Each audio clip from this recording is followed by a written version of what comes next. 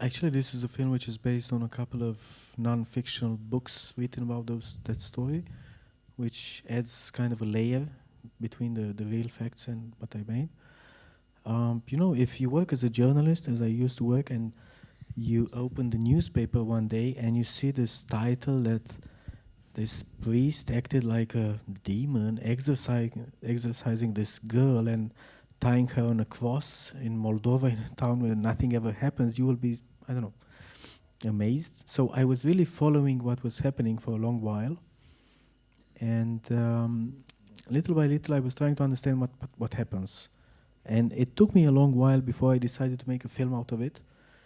And I only did this when I found a way of tackling the story and at the same time avoiding being spectacular. I never wanted to make like, Exorcism #2. I wanted to speak about people and about how they felt in the situation and to investigate how, violence gets into people, sort of. You said when we were speaking during the screening that other people had been interested in this film before, or in trying to make this story, I should say, into a film. Do you want to say a little bit about that? This was very popular. This happened in 2005, and it really stoked people a lot. And there were a lot of articles being written about this. And I think that Polanski once wanted to make a film about this. He sent Pascal Bruckner to document the story for him. There's an article on the internet which documents the situation quite well. And then pretty much, the most important Romanian directors, Corneliu Porumboiu, who used to be a good friend of this priest, they play football together in the local team, and Cristi Puiu and Lucian Pintilie, they all wanted to make a film about this, and I only tackled the story once it became clear that none of them is going to do a story about this. So I thought I might as well look for a solution in which I can speak about this without, disturbing anybody else. And I suppose somebody trying to link 4 months, 3 weeks and 2 days with this film would see them both as kind of moral dilemmas. And was that part of the fascination for you? I think so, in a sense. Although, when you pick up your next story, this is not so much a conscious choice as you would imagine. It's, partly something that you think about, plus something that really attracts you for that story. But it's true that since you spend so much time about the story that you make and you place in a film, this needs to be something really important for me. And I'm always trying to find stories which are never, very easy to interpret in one way or the other. And this spoke to me a lot about different ways of understanding how, relative good and evil can be in nowadays society. And it speaks about a lot of values which I hope travel.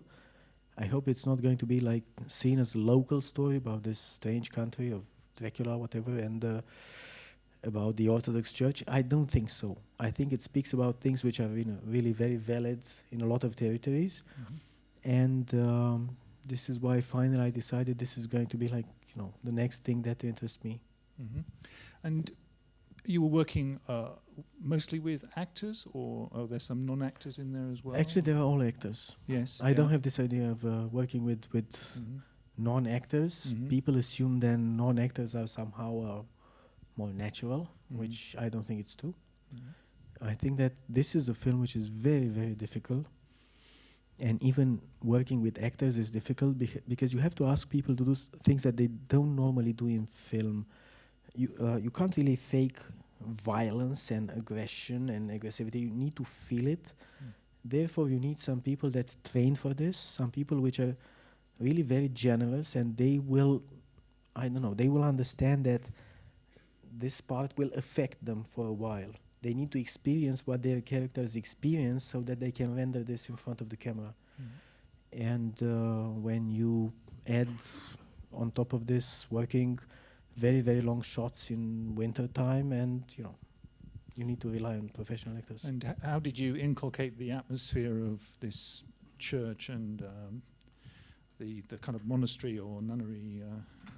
Well, actually, no, I decided for the first time in my life not to shoot location, mm-hmm. but I built the whole thing up. Mm-hmm. I built this up because, first of all, it was clear that it's not going to be possible for me to shoot in a real location since the Orthodox Church wouldn't give me permission and I wouldn't ask for permission to do something that I really want. And then it was better because I discovered immediately that I'm going to work with a slate of people which range from being very, believers and very religious to mildly religious and to people which were complete atheists. And this adds an extra burden for you as a filmmaker to work on the set. And even if this is a set, religious people would just have the cross as soon as they entered. And I was trying to talk to them about this difference between fiction and reality, and telling them that nothing worse is going to, come from heavens because they do what they do. But when you are in the middle of a very aggressive scene, this border is, very thin, and it vanishes. Because I was kind of imagining that the way you were able to get permission was because the church wasn't consecrated, which is part of the story, isn't it? Yeah, I wouldn't try that. My chances this way. I was rather trying to explain to people that there's nothing sacred in this church where we were shooting. It's just wood. Yes. It's a set. So, we need to focus on what the characters experience. But, we had some problems. We had some problems because at some point they were much more concerned about holding the cross. It's against the practice of the Orthodox Church to drop the cross, and there's this first scene at the pit where for a while the actors were much more concerned not to drop the cross until we, clear things out. The film won the best screenplay in Cannes, but also your two main actors or actresses. Won the Best Actor prize. Can you tell us a little bit about them and how you got them involved in the film? Actually, as you maybe know, this is their first ever experience in filmmaking. They are both theater actresses. One of them is working already as a theater in Transylvania, in Sibiu, in Romania. The other one is just still a student somehow. But for me, it was really important to find some fresh faces of actresses that can play these characters. Normally, when you look in a database of casting, you see that actors are actors. They look like actors. They look like people that read too much. They have seen too many films. And they look like intellectuals in a sense. And it's very difficult to cast people in very simple and plain parts. And I was looking for somebody who is very much a believer. And there's a certain looks that I'm looking for. Believer is somebody that has an attitude towards the world. And this other girl is somebody who's, upset and aggressive. And I was checking the photos, trying to see in the photos in the database somebody that could really be close to what I was looking for. And, happily enough, I ran across them. On top of this, it was complicated for me because the film is spoken in an accent, which you can't get this doesn't really translate. But for me, it was more complicated. This accent's local to where? This accent is close to a Moldovan accent, the Romanian part of Moldova, and it's specific for this mid-Moldova region. And it speaks a lot about these people. This is a very poor region. So it places the situation in a context through the accent, and actually the dialogue was written phonetically so that they can understand what I want. And this, kind of like reduced the range of actors that I could choose. And then, I'm looking for people that have the energy which is close to the characters that I imagined when I was writing. I read with them a lot during the casting, just trying to see if they have the same logic of the dialogue as I have. If they understand the logic of the words that I had written, then it means that I can work with them. And there was astonishing power. Was that there right from the go? I had to ask them something which I normally don't ask for the actors. They had really to be very, very generous because I work a lot with off-camera. And when you cast somebody like Christina Flutu, which I casted for Alina, and you talk to her as an actress, and you tell her that, look, most of the things that you will do are going to be off-camera because I don't want to show this. I want to show the effect of what you do on the others. You have to be very generous as an actor to, feel this at the highest intensity, simply to have the kind of energy that you need for the others which I'm going to shoot. And you know, she was quite generous, and I'm very happy with what we got out.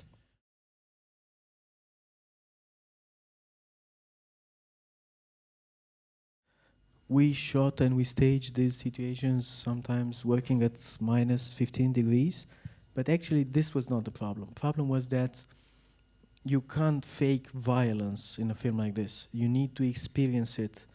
Therefore, you know, you come early in the set in the morning with people which are very nice, and they had coffee together. But you know, 2 hours later, they have to like hate each other, and you have to really push this kind of energy into them. I can't ask actors, so no, you know, just be violent. I have to make them be violent and to feel the situation. Therefore, it was probably the most, you know, complicated thing that I did. Um, we had some people which were hurt. We had some problems. We had people fainting, some of the actors. We had people which hurt themselves during these fights, which were, you know, half faked, half really happening. But we learned how to overpass these situations and how to, you know, just get back good friends at the hotel in the evening. It was even more complicated because, you know, people were having very, very, very strong religious beliefs. And you had to speak to them about this difference between fiction and reality. And this is a very, you know, smooth border at some point. And when you are asked to be aggressive, you don't really know when it's you and when it's your character.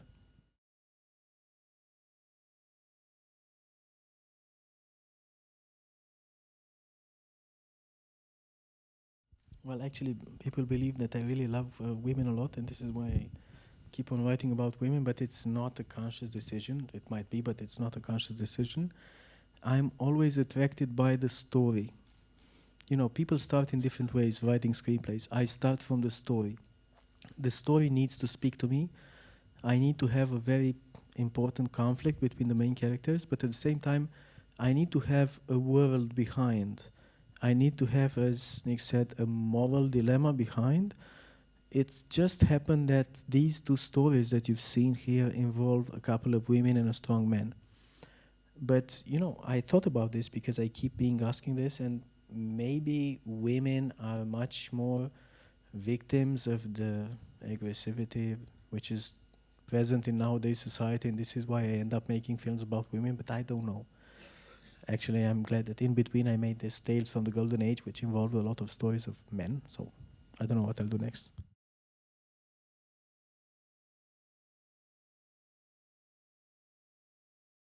Well, first of all, as you know, we are all baptized as Orthodoxes because this is a decision made by our own parents. It's not something that we're being asked. Um, I don't know if I'm religious or not. I'm preoccupied by this issue and I've been following this case. I think it really speaks about a lot of important things for me, but I make a difference between church as an institution, religion, faith, and I think I'm a believer, and superstitions. This film speaks about all these four things at the same time, but I don't go to church on Sundays, but at the same time, I believe that sometimes I'm really concerned about doing good things and about knowing what's a sin, much more than people that go to church on every Sunday.